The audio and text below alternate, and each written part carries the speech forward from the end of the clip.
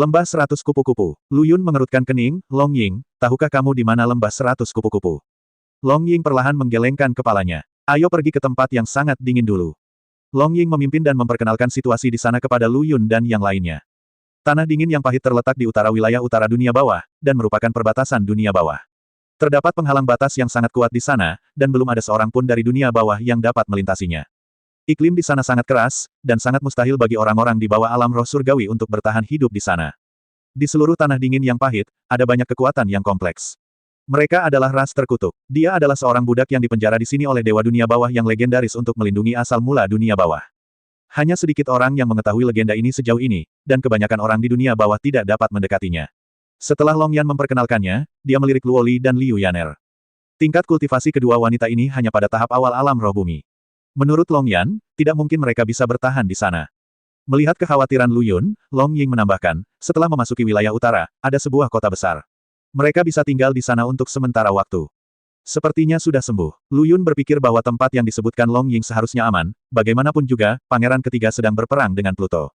Bahkan jika orang-orang Pangeran Ketiga mencarinya, Pluto tidak akan mengabaikannya. Belum terlambat untuk menemukan mereka setelah membantu Long Ying menyelesaikan masalah Ming Huo.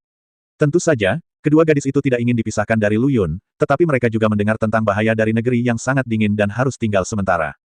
3 hari kemudian, semua orang telah memasuki wilayah utara. Berbeda dengan wilayah lain, Northern Territory sangat terpencil. Meskipun Lu Yun sudah bersiap, dia masih terkejut dengan pemandangan di depannya.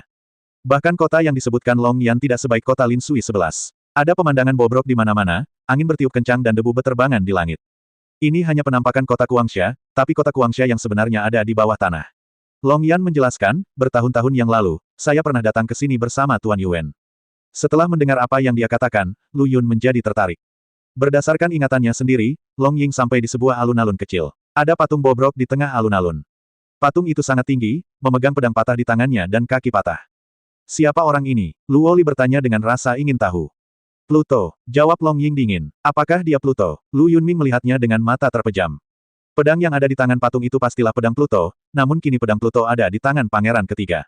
Hei, aku ingin tahu bagaimana kabar kakak Big Cannon sekarang. Long Ying berjalan mendekat dan berdiri di depan patung itu. Dia mengulurkan tangannya, yang bersinar merah, lalu menekankan tangannya ke dasar patung. Geleng-leng, pengeras suara berbunyi, dan sebuah lubang kecil muncul di bawah patung, dengan hembusan angin dingin bertiup di dalamnya. Pergi ke kota dan bayar 300.000 koin emas per orang.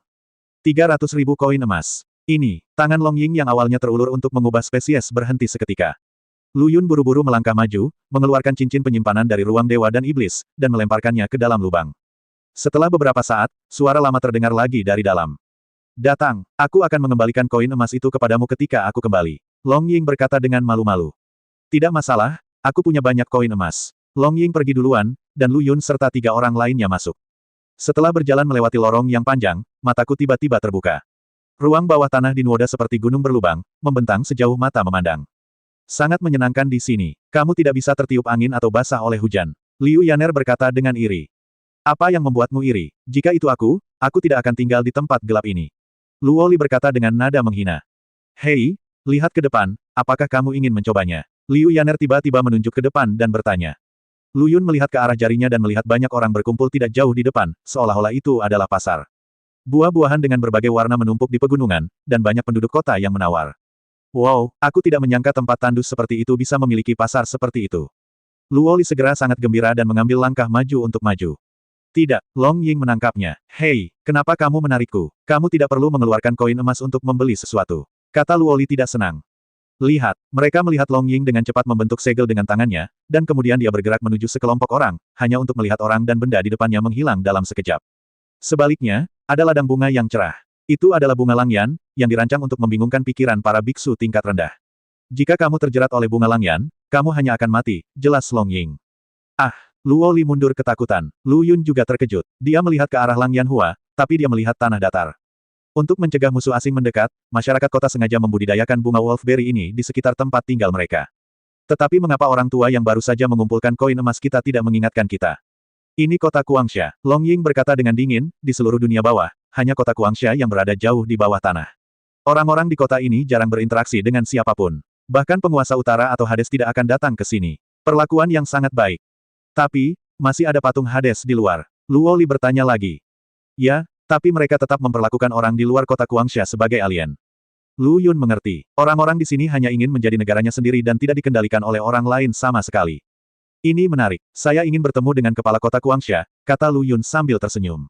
Long Ying tidak berbicara, tetapi terus memimpin. Kedua gadis itu tidak lagi penasaran, tetapi mengikuti jejak Long Ying dan berjalan selangkah demi selangkah. Lu Yun melihat bayangan sebuah bangunan di depannya dan memperkirakan bahwa dia telah sampai di kawasan pemukiman. Benar saja, ketika semua orang mendekat, mereka melihat deretan rumah yang tidak rata, namun setiap rumah tertutup dan tidak ada yang terlihat berjalan keluar. Long Ying tidak merasa aneh sama sekali dan berjalan di jalan yang luas dengan mudah. Apakah semua orang di sini sudah mati? Mengapa jalan ini begitu sepi? Aku tidak ingin tinggal di sini. Aku pasti akan menjadi gila dalam waktu kurang dari sehari. Teriak Luoli. Lu Yun menatap Long Ying untuk menjelaskan, tapi Long Ying tidak berkata apa-apa. Setelah berjalan seperti ini selama setengah jam, Long Ying berhenti di depan sebuah rumah dengan tumpukan tanah. Jangan bicara. Dia berjalan ke pintu dan menggambar tanda aneh di pintu. Lalu, pintu terbuka. Long Ying melangkah masuk. Lu Yun dan yang lainnya tidak bergerak, menunggu di luar rumah. Setelah beberapa saat, Long Ying berdiri di depan pintu dan melambai kepada mereka. Mereka bertiga memasuki rumah dan menemukan bahwa rumah itu sangat luas, sangat berbeda dari apa yang mereka lihat di luar. Waktunya belum tiba. Aku akan mengantarmu ke suatu tempat nanti. Di mana? Bortel. Apakah ada tempat seperti itu di dunia bawah? Lu Yun kecil, jika kamu berani pergi, apakah kamu yakin aku akan mematahkan kaki ketigamu? Ini, Lu Yun sangat ketakutan hingga dia berkeringat dingin. Long Ying memandang mereka bertiga dengan bingung. Aku tidak tahu apa arti rumah bordil di duniamu, tapi di kota Guangxia, itu adalah tempat yang wajib dikunjungi oleh setiap pria di kota. Xiao Lu Yun, jika kamu berani pergi, aku jamin kamu tidak akan pernah melihatku dan Sister Yaner lagi. Baiklah, Long Ying, menurutku sebaiknya kamu menjelaskannya dengan jelas. Lu Yun berkata tanpa daya, kamu juga telah melihat reaksi mereka. Penjelasan. Apakah ada penjelasannya? Long Ying memandang Lu Yun dengan bingung. Sulit bagi Lu Yun untuk menjelaskan kepadanya arti kata, bordil, di alam bawah, jadi dia memutar matanya. Katakan saja padaku, saat kita pergi ke rumah bordil itu, apakah kita sedang mencari seseorang? Atau kita sedang mencari sesuatu? Ya, aku harus bertemu seseorang. Tapi kamu bilang semua penduduk laki-laki di sini akan pergi. Apa yang terjadi? Lu Oli bertanya. Itu karena hanya laki-laki yang bisa melakukan sesuatu di rumah bordil ini. Sudah berakhir, saya tidak bisa menjelaskannya dengan jelas. Lu Yun tersenyum pahit dan menggelengkan kepalanya, dua saudara perempuan, saya, Lu Yun, berjanji kepada Anda bahwa saya tidak akan pernah melakukan kesalahan apapun kepada Anda. Saya bersumpah demi hati Tao saya. Petik 2. Setelah Lu Yun mengatakan semua hal baiknya, kedua gadis itu dengan enggan menyetujuinya. Kalian orang-orang di dunia bawah sungguh aneh. Kalian baru saja pergi ke area pertambangan. Apakah perlu membuat keributan seperti itu? 3 orang, Long Ying membawa Lu Yun keluar rumah dan menuju ke timur. Setelah meninggalkan kota, kami berjalan setengah jam lagi. Lu Yun melihat bayangan Qian di depannya dari kejauhan. Apakah itu tempat itu? Karena warnanya biru, disebut rumah bordil. Itu benar, Lu Yun ingin membunuh seseorang. Bagaimana orang-orang di sini bisa memilih nama secara acak? Ketika dia mendekat, Lu Yun melihat bahwa bangunan ini seperti mercusuar di dunia bawah, tapi jauh lebih tinggi dari mercusuar. Dikelilingi oleh tembok yang sangat tinggi, dengan hanya satu pintu yang cukup lebar untuk satu orang. Di depan pintu, 2 orang biksu sedang duduk bersila di tanah. Long Ying dan Lu Yun melangkah maju. Saya ingin bertemu Tuan Piro. Orang luar, cepat tinggalkan kota Guangxia. Kalau tidak, jangan salahkan kami karena bersikap kasar. Long Ying mengeluarkan liontin giok hijau dari tangannya. Tolong berikan liontin giok ini kepada Tuan Piro, dan dia dengan sendirinya akan datang menemui saya. Cepat pergi, jangan paksa kami melakukannya. Lu Yun menyipitkan matanya dan menatap mereka berdua. Budidaya mereka tidak berada di puncak alam roh bumi. Jika mereka ingin bertarung, mereka secara alami bukanlah tandingannya. Apalagi mengambil tindakan sendiri, mereka bahkan tidak bisa mengalahkan Long Ying. Namun, ini adalah wilayah mereka, jadi untuk menghindari perkelahian yang tidak perlu, lebih baik diam saja. Lu Yun buru-buru mengeluarkan 20.000 koin emas dan meletakkannya di samping keduanya. Tolong permudah kalian berdua, tidak mudah bagi kami untuk datang jauh-jauh. Keduanya menerima sertifikat dan kelopak mata mereka sedikit bergerak. Kalau begitu, mohon tunggu sebentar. Seseorang berdiri, mengambil liontin giok dari tangan Long Ying, berbalik dan memasuki pintu kecil. Setelah minum teh, pria itu kembali. Ikutlah denganku. Keduanya mengikutinya melewati pintu, dan Lu Yun langsung terkejut. Ia melihat sebuah lubang besar di depannya. Menurut perhitungan batas bawah, lubang tersebut setidaknya memiliki kedalaman 500 meter dan diameter lebih dari 100 meter. Di lubang yang begitu dalam, yang terlihat dengan mata telanjang, ada banyak sekali kepala yang bergerak terus-menerus. Melihat dengan cermat, dia menemukan bahwa orang-orang di dalam lubang itu semuanya laki-laki. Pada titik ini, dia akhirnya mengerti bahwa tidak ada pejalan kaki di jalanan kota, dan hanya laki-laki yang bisa datang ke tempat ini. Karena orang-orang yang berada di lubang yang dalam ini semuanya telanjang. Sayangku, apa yang kamu lakukan di sini? Lu Yun tiba-tiba bertanya. Jangan bicara, teriak orang yang memimpin dengan dingin. Lu Yun buru-buru tutup mulut. Beberapa saat kemudian, mereka bertiga memasuki gedung hijau. Di sini, sejenis batu biru terlihat di mana-mana, bertumpuk di mana-mana. Lu Yungang hendak bertanya pada Long Ying, tapi Long Ying menghentikannya dengan melihat. Naiki tangga dan akhirnya sampai di sebuah pintu. Tuan Piro ada di dalam, ingat, jangan menyebut kata Yinyu. Lu Yun bertanya-tanya, Yinyu adalah santo pelindung wilayah utara. Apakah ada dendam antara Yinyu dan Tuan Piro? Long Ying membuka dan masuk, diikuti oleh Lu Yun. Sesosok tubuh berbadan besar sedang duduk di depan meja dengan punggung menghadap mereka berdua. Ini akan segera baik-baik saja. Long Ying tidak bergerak, begitu pula Lu Yun. Dia berdiri seperti ini selama setengah jam. Sosok di depannya akhirnya berbalik. Katakan padaku, apa yang kamu inginkan dariku? Lord Piro memegang liontin giok hijau di tangannya dan memainkannya dengan santai. Lu Yun mengetahui bahwa Tuan Piro sepertinya tidak menyambut kedatangan Long Ying. Tuan Piro, saya diperintahkan oleh Tuan Yuen Nian. Jangan menyebut orang itu kepadaku. Tuan Piro berkata dengan kasar, jika bukan karena dia, apakah aku bisa tinggal di tempat gelap ini? Master Piro tiba-tiba berdiri dan bergegas menuju Long Ying sambil mengaum. 500 tahun penuh, menurutku sepanjang waktu, jika Yuen Nian berani datang, aku akan memotongnya menjadi beberapa bagian. Long Ying tetap diam. Lama sekali. Omong-omong, apa yang kamu inginkan dariku? Api dunia bawah sudah padam. Apa? Hahaha. Pak Piro tertawa terbahak-bahak, saya tahu Anda datang kepada saya hanya untuk pergi ke negeri yang sangat dingin. Lord Piro mondar-mandir. Dia tiba-tiba berhenti dan bertanya, dibandingkan dengan Yuen Nian, saya ingin tahu bagaimana kabar Pluto. Pluto sedang berperang dengan pangeran ketiga, dan hidup pasti sangat sulit, jawab Lu Yun. Siapa kamu? Hanya seorang biksu muda di tingkat tengah alam roh surgawi. Kualifikasi apa yang kamu miliki untuk berbicara di sini? Guru Piro berkata dengan marah lagi, namun, kamu membawakanku kabar baik, jadi aku tidak akan menghukum Anda. Wajah Tuan Piro menunjukkan sedikit kegembiraan dan sedikit kecemasan. Dia tiba-tiba menunjuk ke tumpukan batu biru di sudut dan berkata, cari apa yang kamu inginkan. Jika kamu menemukannya, kamu beruntung. Lu Yun bingung. Tapi dia mengerti satu hal. Jika dia ingin pergi ke negeri yang sangat dingin, dia membutuhkan sesuatu, dan benda itu ada di dalam batu biru ini. Long Yan memandangi batu-batu itu dan tampak sedikit bingung. Apa yang kita cari? Lu Yun bertanya. Tanpa menunggu jawaban Long Ying, Master Piro melanjutkan, bukankah itu sumber batu kekuatan sialan itu? Hal favorit orang-orang di negeri yang sangat dingin. Itu benar. Long Yan menjelaskan, orang-orang di negeri yang sangat dingin menjalani kehidupan yang menyedihkan, dan ada sumber batu kekuatan di antara batu-batu biru ini, yang dapat membuat penderitaan mereka berkurang. Itu dia. Lu Yun sedikit mengangguk. Dengan batu-batu ini, kamu bisa pergi ke tempat lahirnya dunia bawah, dan di sanalah tempat lahirnya dunia bawah. Apa, kamu tidak tahu? Lord Piro tampak sedikit tidak sabar. Dengan kata lain, dia ingin Lu Yun dan keduanya pergi dari sini secepat mungkin. Hanya saja tidak semua batu biru ini memiliki sumber batu kekuatan. Ini memerlukan identifikasi api dunia bawah. Inilah sebabnya aku membawamu ke sini, jelas Long Ying. Lu Yun mengerti. Ternyata Long Ying memintanya untuk ikut bersamanya, dan itu juga berguna dalam mengidentifikasi batu biru. Begitu Master Piro mendengar kata, api gelap, dia buru-buru menghampiri. Dia mengelilingi Lu Yun, memandangnya seolah dia adalah monster. Wah, kenapa ada api neraka di tubuhmu? Lu Yun tidak menjawab, tapi mengambil sepotong batu biru dari tanah. Pada saat yang sama, dia mengulurkan jarinya dan langsung menyalakan api neraka. Cahaya terang langsung menerangi seluruh ruangan. Ini memang api neraka, kata Tuan Piro dengan kaget. Bagaimana cara mendapatkan benda ini? Lu Yun bertanya. Kamu meletakkan batu biru itu di depan api dunia bawah. Jika ada batu sumber di dalam batu biru itu, batu itu akan muncul secara alami. Long Ying menjelaskan dengan penuh semangat.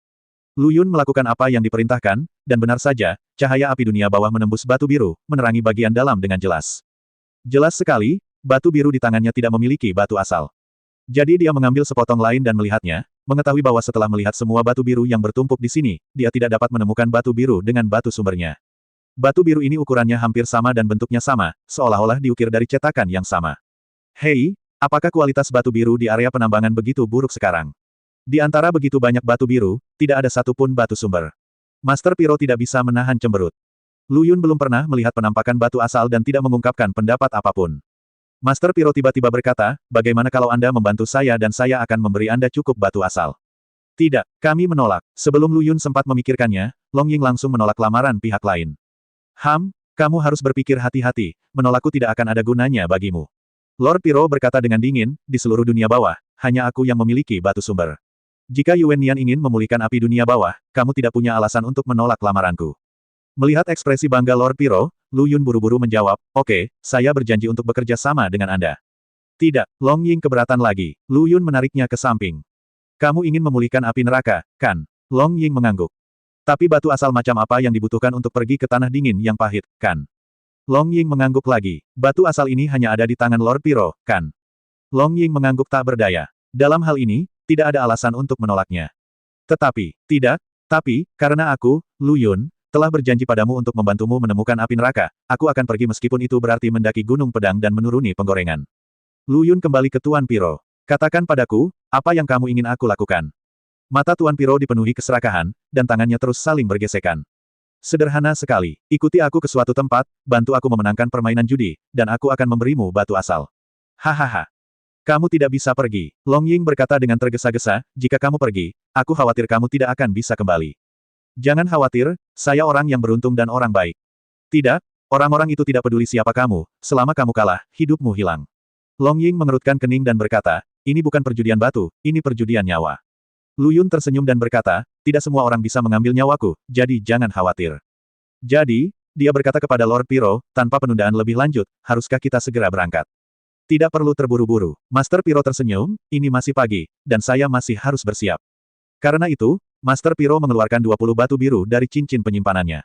Anda dapat mengidentifikasinya untuk saya sekarang untuk melihat apakah ada batu sumber di batu biru ini, perintah Master Piro. Lu Yun mengambil batu biru secara acak, menyalakan api dunia bawah pada saat yang sama, dan meletakkan batu biru itu di depan api yang terbuka. Benar saja, melalui penerangan api dunia bawah, dia bisa melihat bayangan seukuran telur di dalamnya batu biru itu. Hahaha, keberuntunganku memang telah tiba. Buruan, selanjutnya.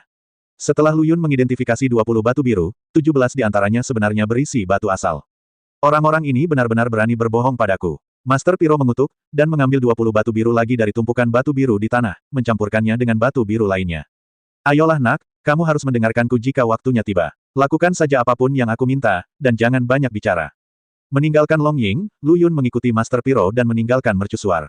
Di luar pintu, dua biksu melihat keduanya keluar dan buru-buru memberi hormat kepada Lord Piro. Tidak seorang pun boleh masuk sebelum aku kembali, apalagi pergi. Lalu, dia membawa Lu Yun menuju selatan. 2 jam kemudian, sebuah bangunan muncul di depan mereka berdua. Bangunan di sini berbeda dengan yang ada di kota Guangxia, meski semuanya berada di bawah tanah, namun terlihat lebih megah dan indah di sini. Nak, ada beberapa hal yang harus kuberitahukan padamu dengan jelas. Orang yang akan kita temui selanjutnya bukanlah orang baik. Di mata mereka, mereka hanya mengenali batu asal. Jika kita kalah, apalagi kamu, bahkan aku takut dia juga akan mati. Lu Yun mengangguk pelan. Juga, kamu memiliki api neraka, yang merupakan masalah yang sangat serius. Saat kamu mengidentifikasi batu biru itu, kamu tidak boleh membiarkan orang-orang itu mengetahui keberadaan api neraka, tahu?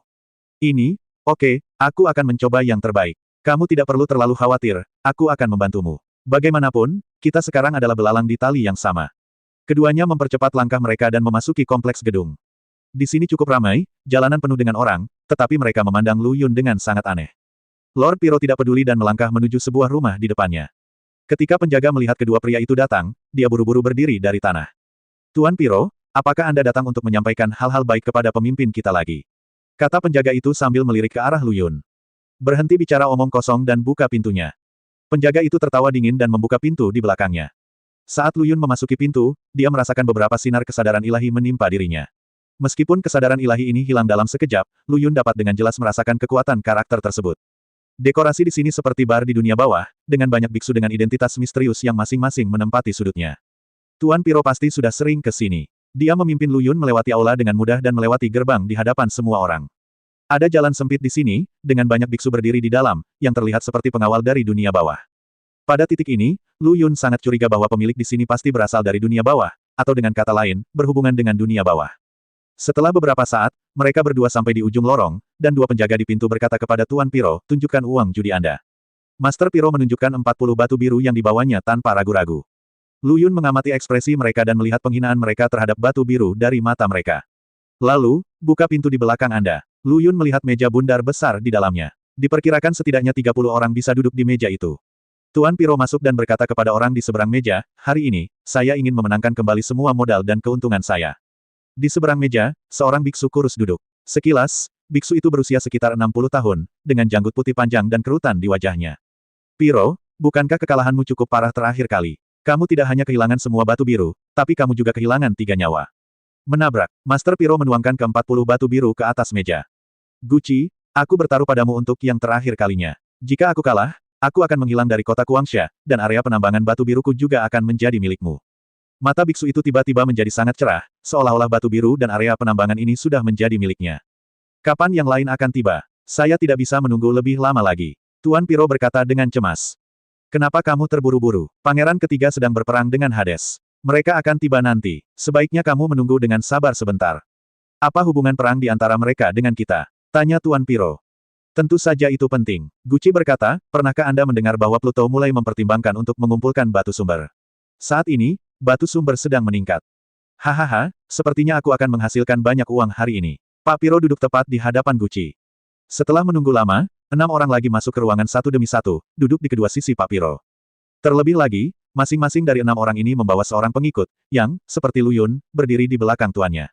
Keenam orang ini memiliki usia yang berbeda-beda, dan Anda tidak dapat mengetahui asal-usul mereka hanya dengan melihat pakaian mereka. Piro, berapa besar kerugian yang kamu siapkan kali ini? Tanya seseorang di sebelah kiri. Tidak perlu bertanya, tentu saja itu saja. Tiba-tiba, kata-kata mereka membuat semua orang tertawa. Master Piro menahan amarahnya, mengepalkan kedua tangannya, dan menggebrak meja dengan keras. Semuanya, seriuslah, Guci berkata dengan dingin, izinkan saya memberitahu Anda peraturannya lagi. Jika seseorang tidak memiliki cukup batu biru untuk kalah, dia akan dibunuh. Oke, saya mengerti. Mari kita mulai. Seseorang menyarankan. Mari kita mulai. Segera setelah Guci selesai berbicara, Tuan Piro dengan tidak sabar mendorong 3 batu biru ke tengah meja. Yang lain mengikuti dan meletakkan 3 batu biru di atas meja. 24 batu biru dikumpulkan di satu tempat, bersinar dengan cahaya cian. Biasanya, orang yang paling banyak kalah terakhir kali akan menebak terlebih dahulu, kata Guci. Master Piro berdiri, menoleh ke arah Lu Yun dan berkata, wah, ada total 24 batu biru di atas meja, tapi tidak ada yang tahu berapa banyak batu asal yang ada di batu biru ini. Mereka hanya bisa menebak. Jika siapapun yang menebak dengan benar akan mendapatkan batu asal ini. Lu Yun segera memahami alur permainannya. Tapi inilah masalahnya. Semua batu biru ini diletakkan di atas meja. Tidak mungkin dia menggunakan api dunia bawah di depan semua orang, dan dia tidak bisa menilai batu biru mana yang mengandung batu asal. Master Piro secara alami mengetahui kesulitan Lu Yun, jadi dia berbisik, kamu diperbolehkan memeriksa semua batu biru di sini sesuka hati, dan metodenya sewenang-wenang, selama batu biru tersebut tidak dikeluarkan dari ruangan ini.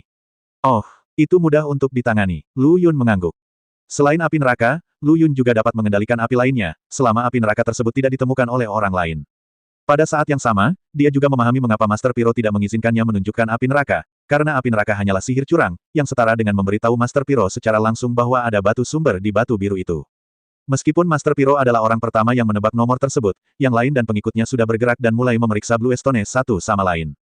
Lu Yun dengan santai mengambil batu biru di dekatnya dan membacakan mantra pada saat yang sama, menyalakan api biasa di ujung jarinya. Nak, bukankah Piro memberitahumu bahwa tidak ada cahaya yang bisa menembus batu biru? Kecuali itu api neraka. Seseorang melihat tindakan Lu Yun dan berkata dengan nada mengejek. Api dunia bawah. Hanya Lord Hades dan Dewa Penjaga Wilayah Timur yang memiliki benda itu, kan? Lu Yun tidak peduli, dan hanya melihat ke-21 batu biru kecuali batu biru Master Piro. Tentu saja, dia menggunakan api neraka dalam api biasa, dan itu hanya digunakan sekilas. Setelah beberapa saat, semua orang berdiri teguh. Oke, Piro, ini dimulai darimu. Guci mengingatkan. Master Piro berjalan mengitari meja sambil tersenyum, lalu berkata dengan keras, ada total 24 batu biru di sini, dan ada 8 batu sumber. Hahaha, Piro, kamu bisa menebak dengan cepat, tapi kamu mungkin tidak akurat. Sepertinya hari ini adalah hari lain bagi kita untuk mendapatkan panen yang bagus. Kurasa 10. Aku berani bertaruh 7. 13. Petik 2, petik 2. Semua orang melaporkan nomor mereka satu persatu secara berurutan. Setelah semua orang melaporkan nomornya, Guci tiba-tiba melihat palu di tangannya. Palu ini memancarkan fluktuasi energi spiritual dan jelas merupakan senjata ajaib. Lu Yun ingin tertawa, ternyata ada yang benar-benar menggunakan palu sebagai senjata sakti untuk berlatih. Dengan suara, bang, sebuah batu biru pecah berkeping-keping, tapi tidak ada apa-apa di dalamnya. Ketika Guci memecahkan Blue Stone ke-6, dia akhirnya melihat sebuah bola putih seukuran telur di dalam Blue Stone tersebut. Manik ini berwarna putih susu dan memancarkan aliran kekuatan hidup. Kekuatan ini seperti nyala api, membuat seluruh orang merasa nyaman. Lu Yun menemukan bahwa seluruh tubuhnya tampak penuh dengan kekuatan hidup. Jika dia diberi benih, dia merasa benih itu dapat berakar dan bertunas dalam sekejap.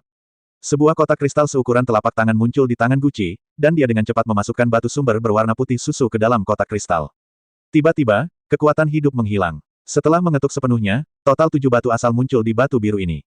Ketika 7 kotak kristal diletakkan di depan semua orang, Lu Yun tercengang. Jelas dia baru saja memeriksa bahwa ada 8 batu asal di batu biru ini, tetapi hanya ada 7 di dalam kotak kristal. Hei, hilang lagi. Piro menghancurkan meja dengan keras, dan pada saat yang sama, dia menatap Lu Yun di sampingnya dari sudut matanya. Lu Yun melihat pecahan batu biru itu dan bertanya-tanya di mana kesalahannya. Namun, Guci tidak memberinya kesempatan sama sekali. Dengan sapuan lengan panjangnya, pecahan batu biru di atas meja menghilang. Putaran kedua. Demikian pula, setiap orang menempatkan 3 batu biru lagi, dan semua orang mulai memeriksanya. Tapi kali ini, Lu Yun menjadi berhati-hati. Tuan Piro, apakah batu biru ini masih palsu? Lu Yun bertanya dengan suara rendah. Orang-orang ini sangat licik. Saya tidak tahu metode apa yang mereka gunakan. Lagi pula, saya selalu kalah. Saya punya pertanyaan lain, untuk apa Pluto menginginkan batu sumber itu? Sebagai penguasa dunia bawah, dia perlu memperbaiki dunia bawah, dan bahan yang digunakan untuk perbaikan adalah batu sumber ini. Master Piro menjelaskan, lihat, alasan mengapa tidak ada yang berani menimbulkan masalah di kota Kuangsha adalah karena Tuhan Pluto menjagamu. Jadi begitu, masih menggunakan metode lama, Lu Yun melihat kesedihan semua orang. Kali ini penghitungan dimulai dari orang di sebelah kiri Lord Piro. 11, 13, 9, petik 2, petik 2. Aku yakin, 1, kata Lu Yun. Lu Yun tidak menunggu Tuan Piro berbicara, dan berinisiatif berkata, di antara batu biru ini, hanya satu yang berisi batu asal. Begitu kata-kata ini keluar, mata semua orang tertuju pada Lu Yun. Namun, bahkan Master Piro memandangnya dengan heran. Lu Yun melihat sekeliling dengan senyuman di bibirnya. Biksu yang baru saja memenangkan putaran pertama kemenangan kota itu tertawa dan berkata, Piro, aku tidak menyangka kamu akan membiarkan anak bodoh membantumu bertaruh pada batu. Sepertinya kamu benar-benar tidak berguna. Terus kenapa, selama aku, Piro, menang hari ini, kalian semua akan mati di sini. Hahaha, semua orang tertawa. Guci mengambil palunya lagi dan mulai memukul batu biru itu. Baru setelah batu biru ke-16 tercapai, batu sumber akhirnya muncul. Dan hati Tuan Piro juga bergetar. Ada juga 8 Blue Stone, entah ada Origin Stone di dalamnya. Dengan suara, bang, batu biru ke-17 hancur, dan batu asal tiba-tiba muncul di dalamnya. Petik 2. Hahaha, Piro, kamu kalah lagi. Semua orang tertawa lagi. Saat ini, dahi Lord Piro sudah dipenuhi keringat. Dia menatap Lu Yun, tidak tahu harus berkata apa. Lu Yun kaget. Ia berpikir bahwa hasil penilaiannya tidak boleh salah, namun hasilnya tidak sesuai dengan tebakannya. Apa masalahnya? Lu Yun berpikir keras. Lord Piro meragukan Lu Yun. Lu Yun tidak seperti ini di menara sekarang. Selanjutnya, di antara 7 batu biru yang tersisa, 5 batu asal lagi dibuka. Apakah karena aku tidak yakin? Seharusnya tidak. Selama api neraka dapat memastikan keberadaan batu asal, aku hanya salah. Lu Yun tiba-tiba terbangun. Sebanyak 7 batu asal diundi di babak kedua, dan tidak ada yang menebak dengan benar. Ketujuh batu asal ini menjadi apa yang disebut Guci sebagai kumpulan hadiah. Adapun tujuan dari kumpulan hadiah tersebut, Lu Yun belum yakin, tapi dia mungkin menebak bahwa ketika sesi perjudian batu selesai, batu asal di kumpulan hadiah ini pasti akan memiliki rumah. Taruhan batu putaran ketiga dimulai. Dalam ronde pertaruhan batu ini, Lu Yun mengambil sepotong batu biru, lalu menyalakan api biasa di antara jari-jarinya. Saat dia memutar tubuhnya, dia mengubah posisi batu biru dan api. Ketika dia memunggungi semua orang, dia langsung mengubah api biasa menjadi api gelap. Cahaya terang memancar, tapi Lu Yun bisa melihat dengan jelas apa yang ada di dalam batu biru itu. Saat dia berbalik, api neraka beralih ke api biasa lagi. Jadi begitu, Lu Yun kembali tersenyum karena dia menemukan masalahnya. Api dunia bawah yang dibungkus dengan api biasa tidak dapat sepenuhnya memberikan efek identifikasi, yang menyebabkan 2 kesalahan identifikasi pertama. Memang benar tidak ada keberhasilan atau kegagalan. Dan kali ini, dia akan memenangkan kembali semua kehilangannya sebelumnya. Benar saja, saat hasilnya diumumkan, Pak Piro untuk pertama kalinya menunjukkan senyum gembira dan bahagia. Hahaha, aku tahu Piro, tidak akan kalah selamanya, dan kemenangan pasti akan berpihak padaku lagi. Seperti anak kecil, dia berdiri di sana dan menari. Meskipun Lu Yun senang, dia juga melihat reaksi orang lain. Saya melihat beberapa orang dengan ekspresi luar biasa di wajah mereka. Orang-orang ini bekerja sama untuk menipu Piro. Pantas saja dia kalah dan semua pengikutnya mati. Dalam beberapa putaran perjudian batu berikutnya, Lu Yun tidak memenangkan semuanya, tetapi membiarkan Master Piro memenangkan beberapa batu asal agar tidak terlihat palsu. Namun meski begitu, reaksi orang lain jauh di luar dugaan Lu Yun.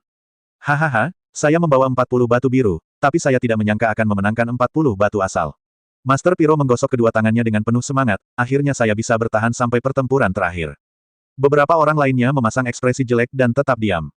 Lu Yun menemukan bahwa orang-orang ini memiliki kurang lebih batu sumber di tangan mereka, dan jumlah totalnya melebihi 200. Dia tahu bahwa apapun yang dia katakan sekarang, Tuan Piro tidak akan mendengarkan sepatah kata pun. Semua orang melindungi batu asal mereka di tangan mereka, menunggu langkah terakhir Guci.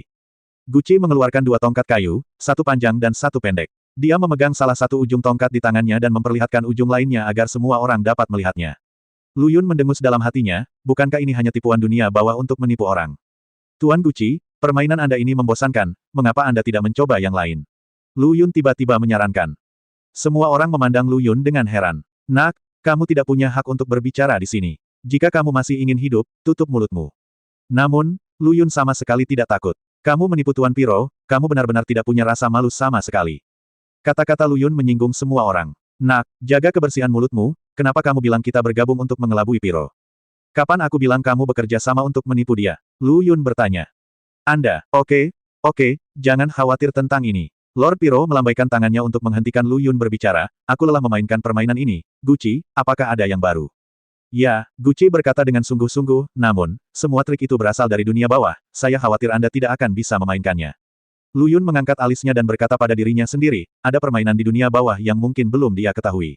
Dari Doudizu hingga Pai Gou, dia mahir dalam semuanya. Tuan Piro tidak berbicara, tetapi memandang Guci dengan penuh harap. Saya melihat Guci membuang 2 batang kayu, lalu mengeluarkan setumpuk kartu remi.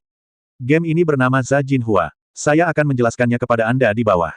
Lu Yun tertawa liar di dalam hatinya, tapi di permukaan dia pura-pura tidak mengerti. Setelah penjelasan Guci selama 1 jam, Pak Piro akhirnya mengangguk mengerti. Tidak masalah, semua orang menonton, dan tidak ada yang bisa menipu siapapun. Lu Yun duduk di samping Tuan Piro dengan sungguh-sungguh, sambil mengamati ekspresi orang lain. Jelas sekali, orang-orang ini seharusnya sudah bersiap. Namun meski begitu, bagaimana dia bisa menjadi lawan Lu Yun? Tentu saja tidak ada seorang pun yang akan berbuat curang, karena menyontek akan menimbulkan fluktuasi energi spiritual yang akan langsung dirasakan oleh orang lain. Master Piro berubah dari ketakutan di awal menjadi gembira di akhir. Entah apa yang dia alami selama 1 jam terakhir. Tentu saja, Lu Yun tidak menghancurkannya sepenuhnya. Dia sering kalah dalam hal kecil dan memenangkan hal besar. Batu asal di atas meja diputar berkali-kali di tangan semua orang, dan akhirnya semuanya jatuh ke dalam tas Master Piro. Hahaha, senang sekali. Hampir 300 batu asal sudah cukup baginya. Apakah kalian masih bermain? Lu Yun memandang semua orang. Saat ini, beberapa orang lainnya, termasuk Guci, semuanya memiliki wajah gelap dan ekspresi putus asa.